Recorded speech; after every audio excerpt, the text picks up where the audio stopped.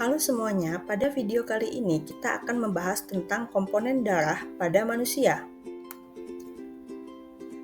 Pernahkah kamu mengalami luka pada tubuh, misalnya karena terjatuh atau terkena benda tajam, seperti pisau atau paku? Saat terluka, biasanya keluar cairan dari bagian tubuh tersebut. Apa warnanya dan apakah kamu tahu nama cairan itu? Benar sekali, cairan yang keluar dari luka itu adalah darah.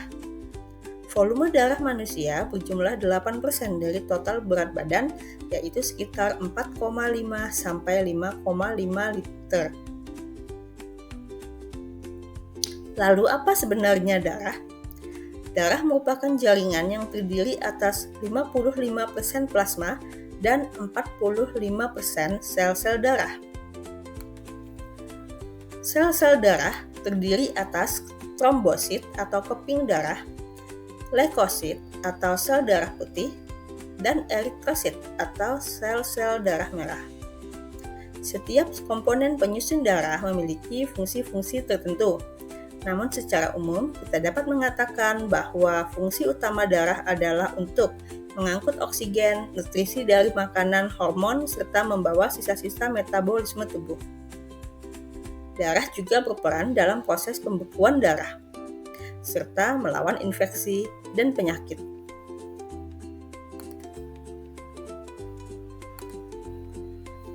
Mari kita bahas lebih lanjut mengenai sel-sel darah. Yang pertama adalah sel darah merah atau eritrosit. Sel darah merah berfungsi mengangkut oksigen dari paru-paru ke seluruh bagian tubuh. Sel ini dibentuk di sumsum tulang dan mengandung hemoglobin, yaitu protein kaya zat besi yang mampu mengikat oksigen. Warna merah pada darah disebabkan oleh adanya hemoglobin. Hemoglobin mengambil oksigen di paru-paru lalu melepaskannya ketika darah melewati pembuluh kapiler. Hemoglobin yang mengikat oksigen membentuk oksihemoglobin. Oksihemoglobin berwarna merah cerah. Selain itu, hemoglobin juga mengikat sebagian kecil karbon dioksida. Hemoglobin yang mengikat karbon dioksida tampak merah tua keunguan. Sementara, sebagian besar karbon dioksida diangkut oleh plasma darah untuk kemudian dikeluarkan kembali melalui paru-paru saat kita menghembuskan napas. Eritrosit berbentuk bulat pipih dengan bagian tengah yang cekung atau bikonkav dan tidak memiliki inti sel. Karena jumlahnya paling banyak dalam darah, sekitar 99%, sel darah merah sangat berperan penting dalam peredaran oksigen.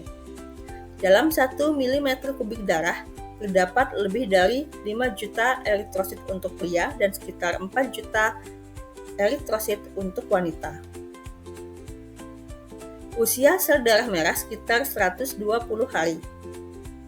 Setelah tua, sel-sel ini dihancurkan di hati dan limpa. Hemoglobin yang terurai kemudian diubah menjadi pigmen empedu. Pada masa perkembangan janin, eritrosit awalnya diproduksi di hati dan limpa, sebelum akhirnya proses pembentukan berpusat di sumsum tulang. Selanjutnya, kita akan membahas tentang sel darah putih atau leukosit. Tidak seperti sel darah merah, sel darah putih memiliki bentuk yang tidak tetap atau amuboid karena gerakannya menyerupai amuba. Selain itu, sel darah putih juga dapat bergerak dengan kaki semu atau pseudopodia. Sel darah putih memiliki inti sel sehingga berumur lebih panjang. Jumlahnya lebih sedikit dibandingkan sel darah merah, yaitu sekitar 8.000 sel atau 7.000 sampai 8.000 sel dalam setiap 1 mm kubik darah. Tugas utama leukosit adalah untuk melindungi tubuh dari serangan penyakit dan menghasilkan antibodi.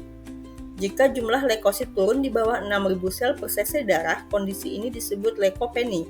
Sebaliknya, jika jumlahnya melebihi 9.000 sel per cc darah, disebut leukositosis yang biasanya menandakan adanya infeksi.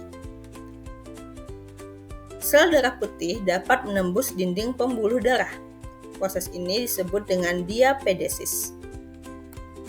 Berdasarkan ada tidaknya granula atau butiran kasar pada sitoplasma, leukosit dibagi menjadi dua kelompok, yaitu granulosit yang memiliki granula, terdiri atas eosinofil, basofil, dan neutrofil, dan agranulosit, yaitu sel darah putih yang tidak memiliki granula, yang terdiri atas limfosit dan monosit. Perbedaan sel darah putih tersebut antara lain sebagai berikut.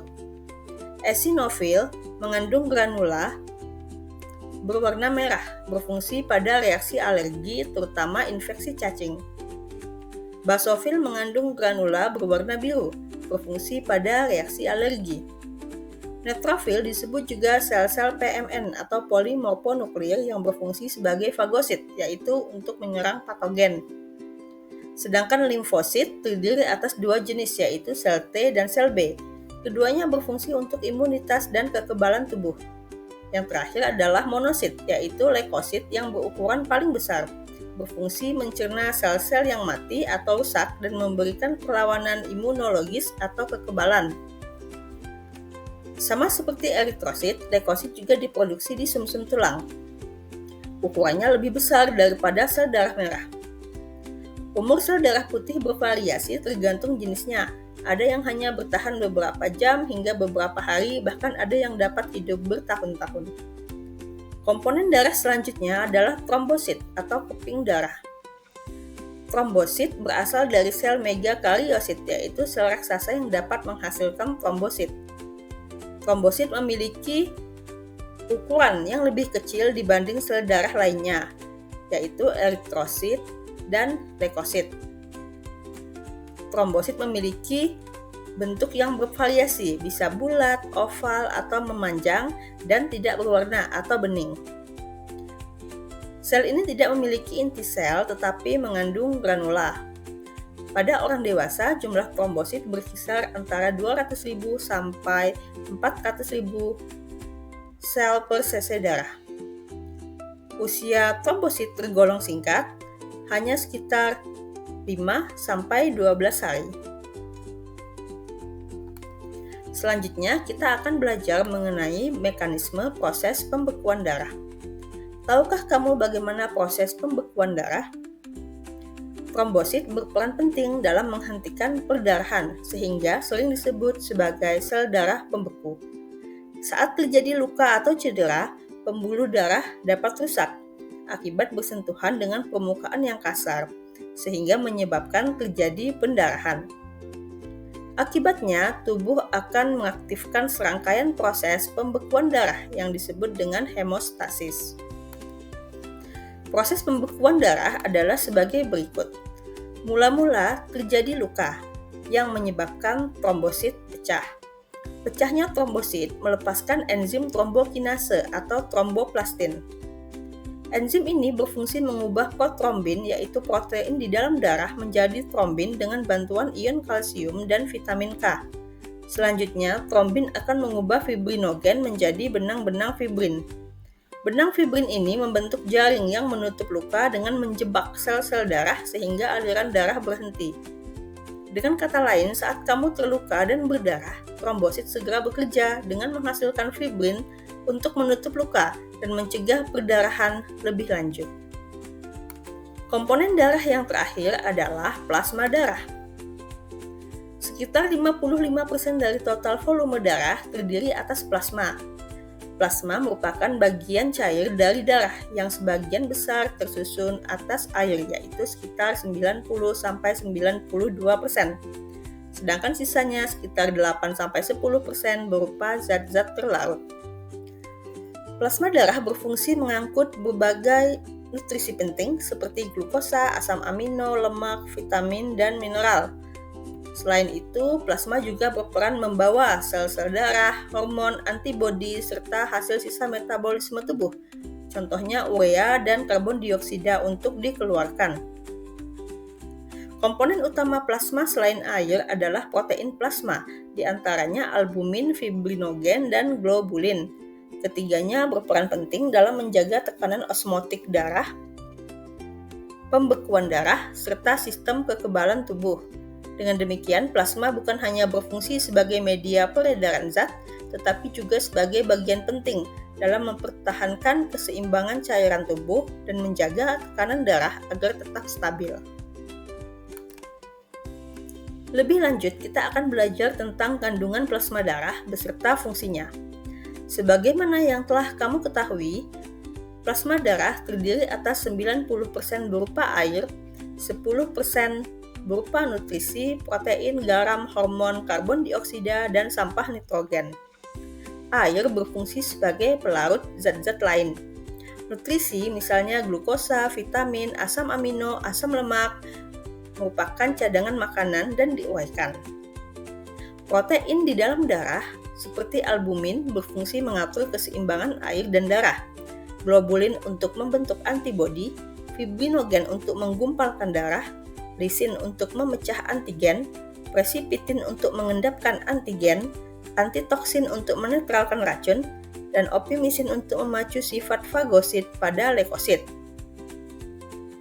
Selanjutnya, garam atau ion di dalam plasma darah berfungsi untuk menyeimbangkan tekanan osmosis dan mempertahankan pH.